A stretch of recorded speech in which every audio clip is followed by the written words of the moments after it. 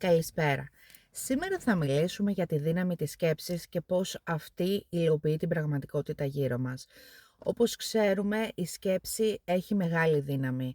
Σκεφτόμαστε, κάνουμε χιλιάδες σκέψεις κάθε μέρα και είναι πάρα πολύ δύσκολο να τις ελέγξουμε. Πολλές από αυτές τις σκέψεις γίνονται στον αυτόματο πιλότο, όπως χαρακτηριστικά λέμε, και δεν μπορούμε να καταλάβουμε πολλές φορές, αν όχι τις περισσότερες, τι σκεφτόμαστε.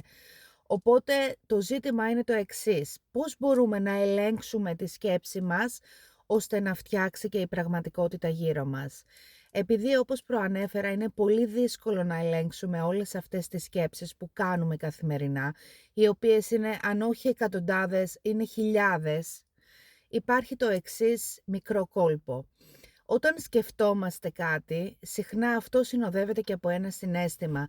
Οπότε είναι πάρα πολλές οι φορές που δεν ξέρουμε τι νιώθουμε ή δεν ξέρουμε τι σκεφτόμαστε. Μπορεί να νιώθουμε λίγο πιο πεσμένοι, μπορεί να νιώθουμε λίγο πιο αναστατωμένοι εξαιτίας μιας σκέψης που εκείνη την ώρα μπορεί να μην ξέρουμε ποια ήταν. Δεν την παρατηρήσαμε και δεν την σκεφτήκαμε ηθελημένα. Οπότε ο βασικός κανόνας είναι να παρατηρούμε και να προσέχουμε πώς νιώθουμε. Όταν αρχίσουμε λοιπόν να παρατηρούμε πώς νιώθουμε, καταλαβαίνουμε ότι και οι σκέψεις που κάνουμε δεν είναι οι κατάλληλες για αυτά που θέλουμε, για την πραγματικότητα που έχουμε επιλέξει να έχουμε γύρω μας. Οπότε ξεκινάμε να παρατηρούμε λοιπόν το πώς νιώθουμε.